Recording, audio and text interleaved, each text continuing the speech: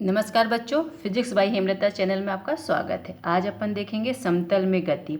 इस विषय वस्तु में अपन सबसे पहले चर्चा करेंगे कि अदिश राशियाँ क्या होती हैं और सदिश राशियाँ क्या होती हैं। तो देखिए, सबसे पहले अपन देखते हैं कि अदिश राशियाँ और सदिश राशियाँ होती क्या है और इनमें क्या अंतर होता है। तो पहले भौतिक राशियाँ जिनको हम माप सकते हैं उनको दो भागों में बांटा गया है, अदिश राशियाँ और सदिश राशियाँ। तो अदिश राशियाँ क्या होती हैं? तो देखिए, अदिश राशियाँ वे राशियाँ होती हैं जिनको व्यक्त करने के लिए हम क्या करते हैं, सिर्फ परिमाण ही बताते हैं, उनकी दिशा नहीं बताते। तो ऐसी राशियाँ नहीं, दिशाहीन, अदिश राशियाँ मतलब दिशाहीन, ऐसी राशियाँ जिनको बताने के लिए हम परिमाण बताते हैं किंतु उनके दिशा नहीं बताते, यानी दिशाहीन राशियों को हम अदिश राशि कहते हैं। और सदिश राशि किसे कहते हैं? जिसमें दिशा का निर्धारण करना आवश्यक होता है, ऐसी राशियों को हम क्या कहते हैं? सदिश राशियाँ कहते हैं। ठीक है, तो यानी दिशाहीन राशियाँ अदिश राशियाँ हो गई और दिशा युक्त राशियाँ सदिश राशि हो गई। ठीक है, फिर दूसरा चीज़ क्या होता है कि यानी हम अदिश राशि में परिमाण बताते हैं किंतु दिशा का निर्धारण नहीं करते, और इसमें परिमाण ही बताते हैं और दिशा प्लस दिशा भी बताते हैं। ठीक है, उदाहरण के लिए चलते हैं। सबसे पहले कि हम बताते हैं कि राजू का वजन 5 किलो है। ठीक है, तो आप पूरी तरह समझ गए कि राजू का वजन कितना है, 5 किलो है।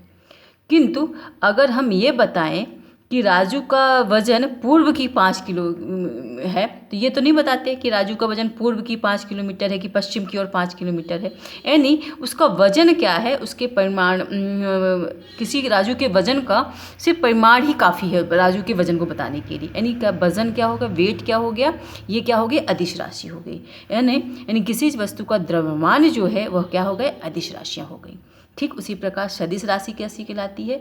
जैसे हम सदिश राशि बताते हैं विस्थापन। ठीक है, किसी वस्तु का विस्थापन अगर बताएंगे, वेग बताएंगे, त्वरण बताएंगे, तो हम इस सब राशियों को बताने के लिए इसकी दिशा भी बताते हैं। जैसे राजू आज अपने घर से 3 किलोमीटर दूर है, तो किस तरह दूर है, पूर्व में है कि पश्चिम में है कि उत्तर में है कि दक्षिण में है, तो इस चीज़ की दिशा यानी दिशा हमको बताना जरूरी है।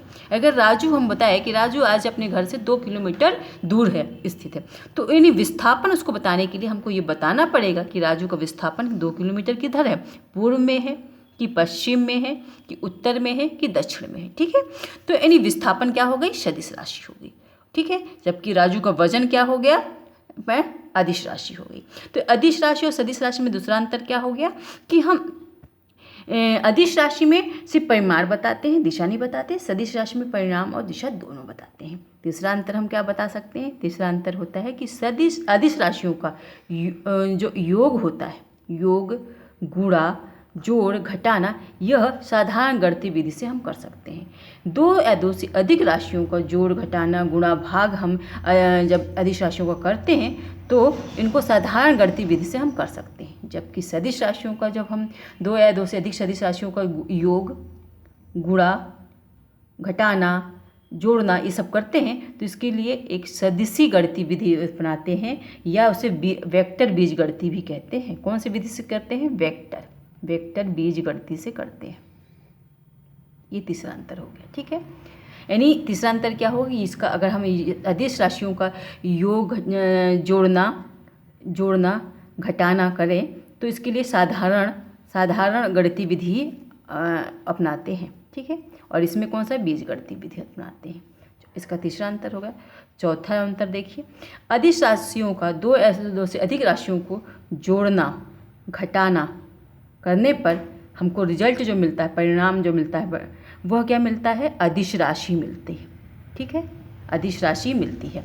जब इसी तरह से सदिश राशि का भी 2 या 2 से अधिक राशियों का योग और जोड़, घटाना करेंगे तब तो हमको सदिश राशि ही मिलेगी। ठीक है, किंतु गुणा जब करेंगे, ध्यान देखिए बेटा, जब गुणा करेंगे 2 अदिश राशियों का गुणा करने में ऑलवेज जो गुणा होगा उसका रिजल्ट जो आएगा वो अदिश राशि आएगा। जबकि सदिश राशियों में क्या होता है, गुणा जो होता है वह अदिश भी हो सकता है, सदिश भी हो सकता है। यानी सदिश राशियों में गुणा करने पर तो इस प्रकार अपन ने देखा कि अदिश राशियों का जो गुणा होता है वह ऑलवेज हमेशा अदिश राशि ही प्राप्त होता है, जबकि सदिश राशियों का जो गुणा होता है वह अदिश भी हो सकता है और सदिश भी होता है। ठीक है, इसको इस गुणे में हम आपको आगे चर्चा करेंगे कि उसमें क्या होता है कि जब हम अदिश गुणनफल, डॉट गुणनफल और क्रॉस गुणनफल करते हैं तो उससे पता चलता है कि अदिश आएगा कि सदिश। तो इसकी चर्चा हम अगले विस्तृत जब आगे बढ़ेंगे तब आपको बताएंगे। ठीक है, पर यहाँ पर आप नोट करिए कि दो अदिशों का जो गुणनफल होता है हमेशा अदिश ही आता है और दो सदिशों का गुणनफल अदिश और सदिश दोनों हो सकता है।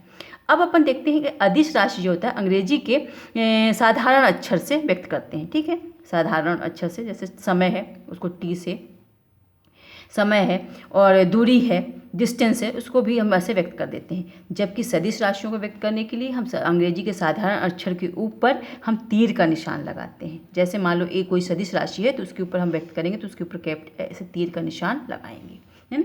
यानी सदिश राशियों को व्यक्त करने के लिए हम अंग्रेजी के अक्षरों के ऊपर तीर का निशान लगाते हैं, जबकि अदिश राशियों को व्यक्त करने के लिए हमको साधारण अक्षर ही लिख देते हैं, उसमें तीर लगाने की आवश्यकता नहीं होती। यानी तीर किस चीज़ को व्यक्त करता है? सदिश राशि को व्यक्त करता है। इस प्रकार सदिश और अदिश में अंतर हो गया। ठीक है, अब इसमें अपन देखेंगे समान सदिश क्या कहलाते हैं। देखिए समान सदिश क्या कहलाते हैं। तो समान सदिश वो सदिश होते हैं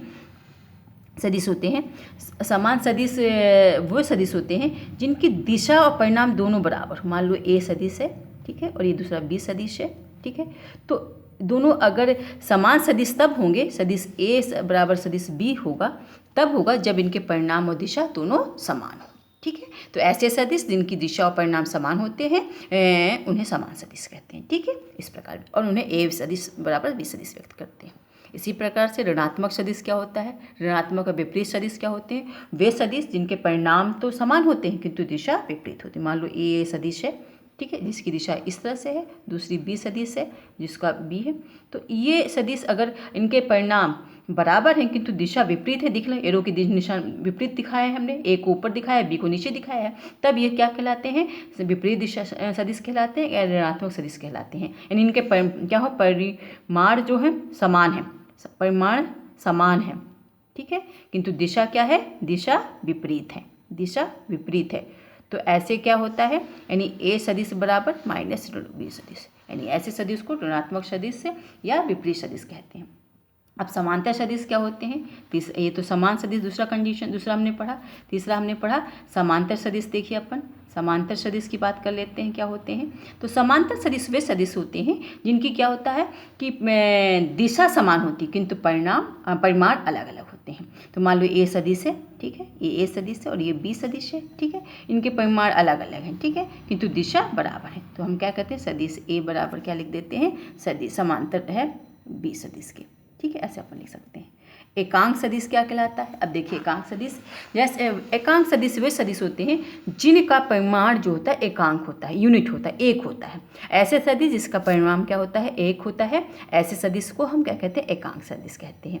तो जैसे सदिश ए की दिशा में एकांक सदिश को हम कैसे लिखते हैं? एक कैप से लिखते हैं, यानी सदिश ए की दिशा में एकांक सदिश ए कैप से लिखा जाता है। या हम कह सकते हैं कि एकांक सदिश जो है किसी भी सदिश की दिशा को बताता है, परिमाण को नहीं बताता, क्योंकि परिमाण तो एक ही होता है। तो ए मान ला कोई सदिश ए है जिसके दिशा में एकांक सदिश क्या है? ए कैप लिखा है जाता है। तो ए का परिमाण अगर ए मॉड हो तो हम क्या लिख सकते हैं? सदिश ए बराबर लिख सकते हैं मॉड ए डॉट ए, ठीक है, या डॉट ए, यानी सदिश ए एकांक सदिश ए बराबर लिखा जा सकता है। अपन लिख सकते हैं एकांक सदिश ए बराबर क्या लिखेंगे कि सदिश ए बटे मॉड ए। इसको मॉड पढ़ते हैं, इसको क्या यानी इसको क्या पढ़ते हैं? मॉड ए पढ़ते हैं।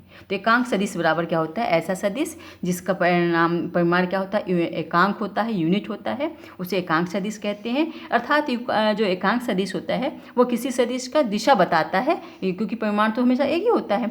तो अगर किसी सदिश मान लेते हैं ए है तो उसका एकांक सदिश ए कैप से दिखाया गया है, तो ए कैप बराबर होगा कि सदिश ए बटे मॉड ए। ठीक है। और शून्य सदिश क्या होता है? वे सदिश जिनका जो परिमाण क्या होता है? शून्य होता है, उन्हें शून्य सदिश कहते हैं। ठीक है। तो इस प्रकार से हमने देखा कि सदिशों में क्या अंतर होता है। ठीक है। सदिश और अदिश क्या हो गए? समान सदिश क्या कहला गए? ऋणात्मक और विपरीत सदिश क्या कहला गए? ठीक है। तो इस प्रकार से हमने आपको सारी चीज़ थोड़ा समझाया है।